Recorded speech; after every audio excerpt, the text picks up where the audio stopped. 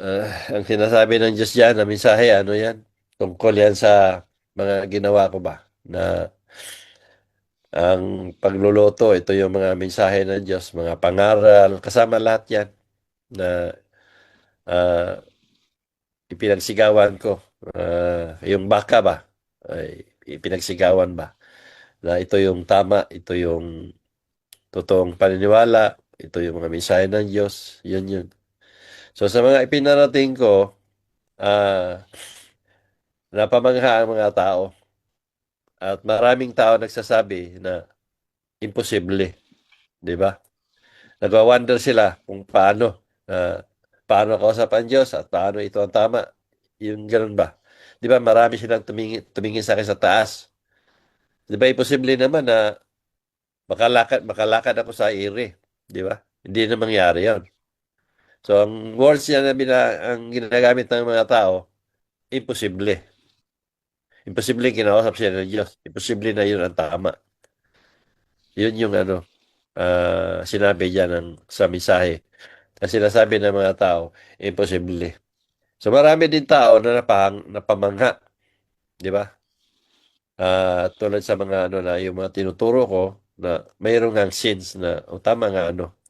So napamangha din sila sa ginagawa ko na naniwala sila na totoo tong ah, sinabi niya o nagawa niya.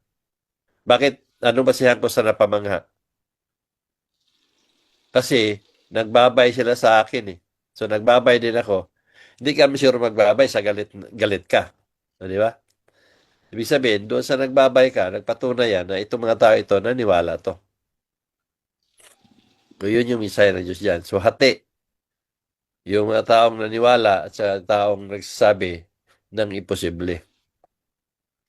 So dahil sa mahaba ng pila, ibig sabihin, sa tagal ako ng ginawa to, marami ng tao talaga nakakaalam. Kaya marami ng tao na naghalungkat doon sa social media kung saan yung mga post sa Facebook, sa YouTube o sa ibang social media. Yun yung pila diyan na sinasabi na maraming tumitingin, maraming nakikinig sa mga video natin kung ano mga video, mga AI man at iba pang mga ah, video na ginawa natin o mga live ko na pinakita. Kaya nga ako mismo ang nandoon na naglalakad ako sa ere, ibig sabihin yung na, na, parating ba sa pamagitan ng social media. Nakakarating ako kahit saan sa saang sulok sa mundo.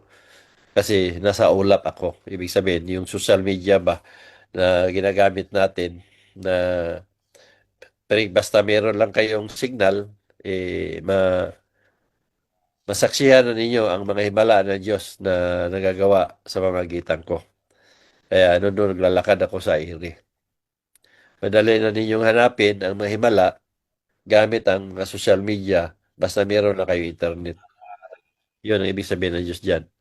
Na marami na ang pamangha, marami ang nagsabing imposible, marami ang tataka, marami ang naghalungkat o ano paman. Sumali na ba sa inyo? Linaw. Oo, malinaw.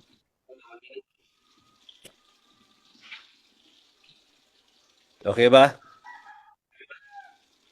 Okay. Wala yung iba dyan, yung ko lang. Wow. Wag kita yan, no? Wag kita. Ko, ilang kang naminaw to mga to.